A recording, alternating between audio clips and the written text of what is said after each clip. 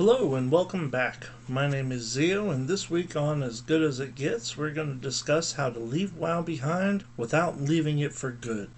Now, this may seem simple enough, but as someone who, if not for the intervention of my wife and kids, would have not returned after leaving near the end of Wrath, I can personally attest that there is a way to leave without just being done. Stay tuned as we discuss an exit strategy and how to move on well. And as always, like, subscribe, and comment below.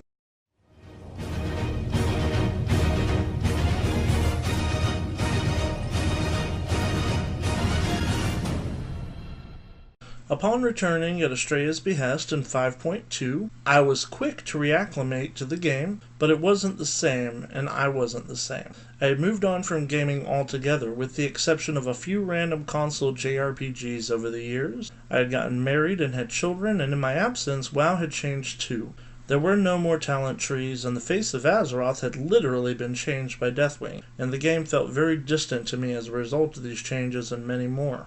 Fortunately, Estrella was fresh to the MMO genre and had never played, so rather than trying to pick up where I left off, I just started over, and I was able to re-experience the wonder of WoW afresh through her eyes while we leveled new characters together. From vanilla to Wrath, I had always played a mage, with the exception of a few low-level twinks that I had made in BC, and so mage was an obvious place to start. Despite enjoying my time with Estrella in the leveling process, once we hit max level, I found myself less than hip to the idea of grinding out raids and heroic dungeons for gear, and PvP wasn't doing it for me like it had in the past either. So I decided that since the time I played was almost always with Estrella, the best way to keep the game interesting would be to take advantage of the best thing WoW has to offer, its leveling experience.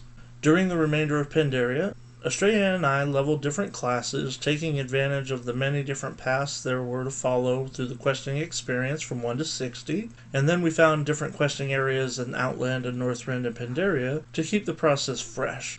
By Warlords of Draenor, we had leveled 6 characters to 90, but we were pretty spent on questing at that point. I really enjoyed playing with Estrella. It added a dynamic similar to how guilds worked in yesteryear, in that I wasn't just playing with randoms. Rather, I was playing with someone whose playstyle had grown alongside mine and complemented my own. Estrella had become a great player over the course of our time in Azeroth, and there wasn't any form of content that she couldn't compete in. We leveled our first characters in Warlords of Draenor, choosing to main our original Mage-Warlock combo, and enjoyed it thoroughly. We all know that Warlords of Draenor gets a lot of hate, but we really enjoyed almost all of it. We played different than many people. After we hit level 100, we focused on heroics and gearing up, but quickly ran out of steam and prepared to level the next character to 100.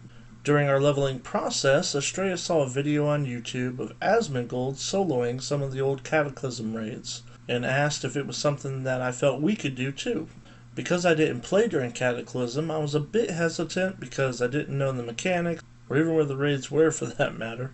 But thanks to Google, we found info on both and gave it a try. We started at Firelands, and while it wasn't extraordinarily challenging, some of the mechanics could still wipe your ass, and we spent a good part of a day clearing the raid. This trial and error continued through all the other Cata raids, and were stopped in our tracks multiple times by Ultraxion, and then, of course, the Spine of Deathwing. We called in reinforcements from our guild, and eventually moved past the Spine and down Deathwing himself. But a fire was lit inside both Estrella and I, and we were determined to find a way to complete all of these dungeons within a day, and eventually to be able to do so solo for the gold. In the end, we owe being able to do so after only a few weeks' time to Asmongold's solo guides, and it was not only cool to make what we considered a lot of gold at the time, but also to have bragging rights, especially with the Spine, when speaking to people like my brother who were strictly PvPers and couldn't do it themselves. That's right, if you're watching this, suck it, bro.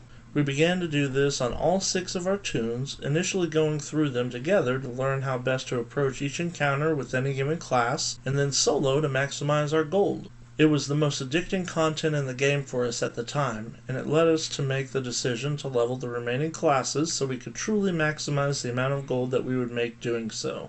Enter Recruiter Friend. Estrella and I had both spent a lot of time in Azeroth with our first 6 toons, and we were very familiar with the most optimal questing routes and dungeon for each level. We each activated a Recruiter Friend account and went to town. An important factor in the speed at which we were able to level is that our 16-year-old also had an account with a level 100 toon that he never played. We would each open multiple instances of WoW, and we used his toon to power rush us through dungeons and gain the most experience possible with the 350% experience bonus from the recruiter friend. Once we hit Draenor, we would make the next character in line and use the free levels from our recruiter friend to boost the new toon as high as possible. I can't remember how far it would go, but I think it was somewhere like 40 to 45-ish. And then we would do the same for the new character on the recruiter friend account with our real character's bonus levels. Then, before starting the new toon, we would purchase or acquire from the garrison 2 Elixir of the Rapid Mind and level to 92. Then we would do all of the bonus objectives in Frostfire Ridge and Gorgoron, leaving only one factor unfinished, depending on what the bonus objective was, to keep it from being completed.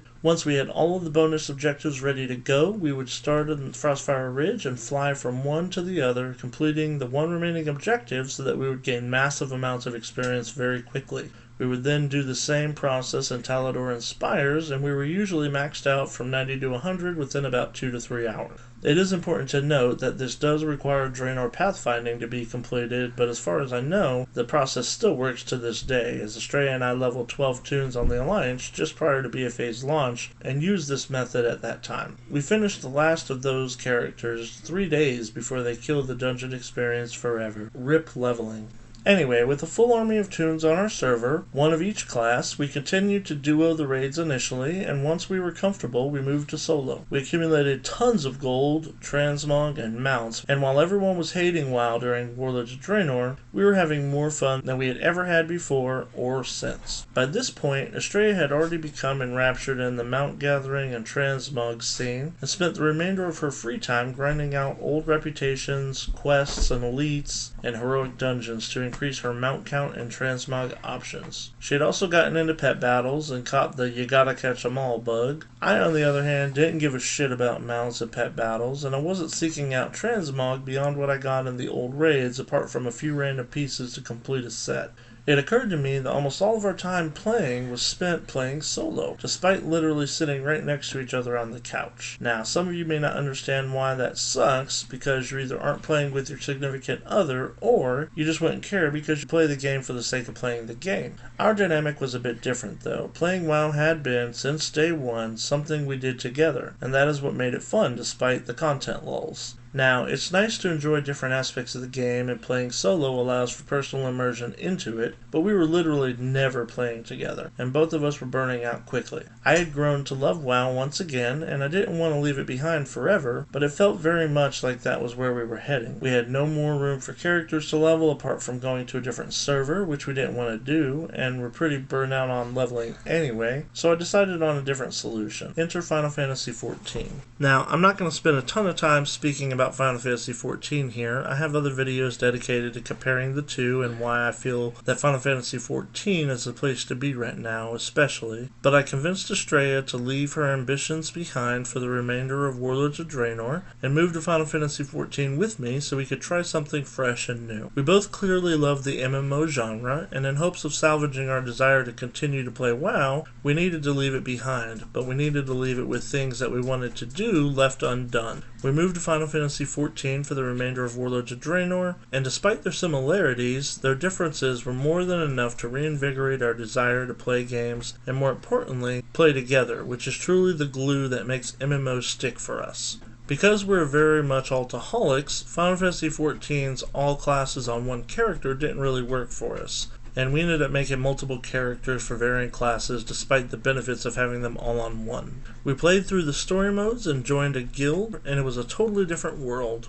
The people were less toxic. It was truly important to play with others to complete many of the objectives. Solo play isn't even possible in their raids, and that's a good thing. The community is amazing, and to this day, I do prefer Final Fantasy XIV over WoW, so I'll see you there soon. Fast forward to Legion. We played the hell out of Legion up to 7.1. Legion was the best expansion since Wrath, and if you disagree, you're wrong, but I don't judge you. But as with all things WoW, the burnout was just around the corner. We had learned our lesson from Warlords of Draenor, and despite the fact that there were a few things left that we could do, we left them undone to act as our launching pad for when we returned in 7.3.5. Stormblood had released, so we moved back to Final Fantasy XIV and re-immersed ourselves in the better of the two games. During this visit, Estrella took up crafting and gathering, and we left our guild to make our own because Estrella had become a gazillionaire and purchased 2 large houses. Being the leader of her own family guild also freed up additional inventory space for her and the ability to transfer materials and guild between tunes as needed. Fast forward to today, and the reason we're all here. BFA blows ass. Let's be honest, while if there wasn't a better option, it's still better than Warlords of Draenor. Although that's like saying losing a leg is less shitty than a hand because at least you still have a leg to stand on. So the question, how to leave and still want to come back in the future? The answer is easy enough and we've already discussed it. The key to loving WoW, even when you're just done, is to leave something left unfinished that you still want to do. Are you excited for the 8.1 raid?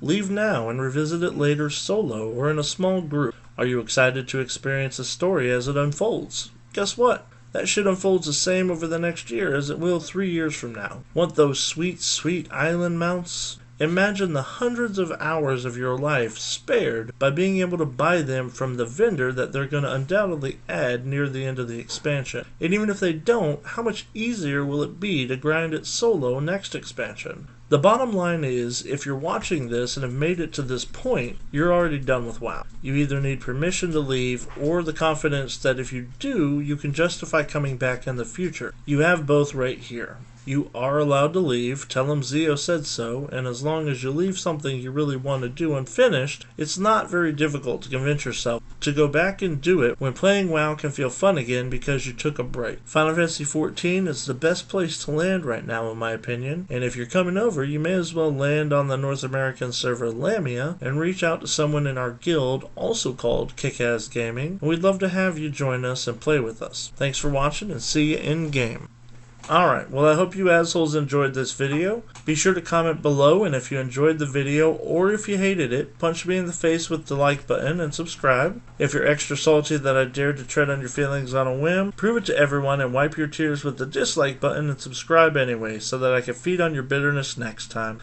I'm Zio with Kick-Ass Gaming, and I look forward to seeing you again soon.